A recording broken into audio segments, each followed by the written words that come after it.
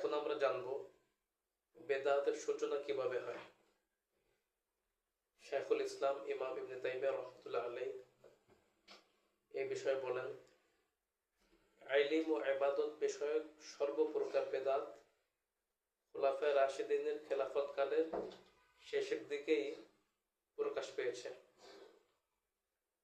যেমনিভাবে এ বিষয়ে সতর্ক করে রাসূলুল্লাহ সাল্লাল্লাহু আলাইহি ওয়াসাল্লাম বলেছিলেন, তোমাদের মধ্যে যে ব্যক্তি আমার পরে জীবিত থাকবে অচিরেই সে অনেক মতানৈক্য দেখতে পাবে। সুতরাং তোমাদের জন্য আবশ্যক হচ্ছে আমার ও আমার পর হেদায়েতপ্রাপ্ত খোলাফায়ে রাশিদিনের সুন্নাহকে আঁকড়ে ধরা। হাদিসটা আছে ফাতোয়া ইবনে তাইমিয়া 2 খণ্ড 378 নম্বর পৃষ্ঠায় আছে।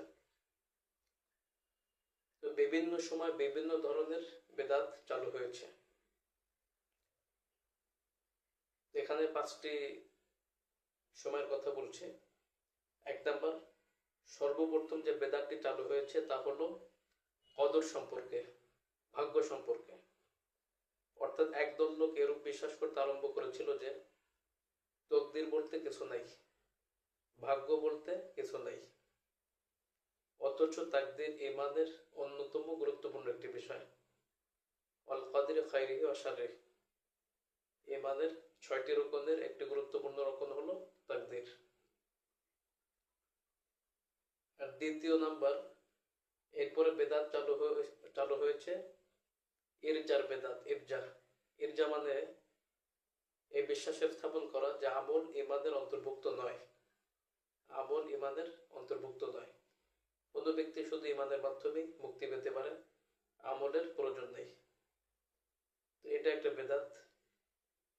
এরপর 3 নাম্বার হচ্ছে আরেকটি বেদাত চালু হয়েছে ওই সময়, এটাকে বলে তাসাইয়ুবের বেদাত। অর্থাৎ এরকম ধারণা পোষণ করা যে হযরত আলী ছিলেন প্রথম খলিফা হওয়ার যোগ্য এবং তিনি একমাত্র হকদার।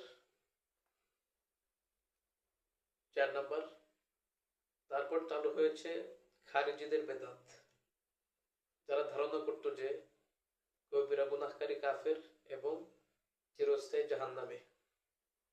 5, তারপর চালু হয় মুতাজিলা সম্প্রদায়ের বেদাত। এরা ধারণা করত যে শরিয়ত বুঝতে হবে আকলের দ্বারা, জ্ঞানের দ্বারা, বিবেকের দ্বারা।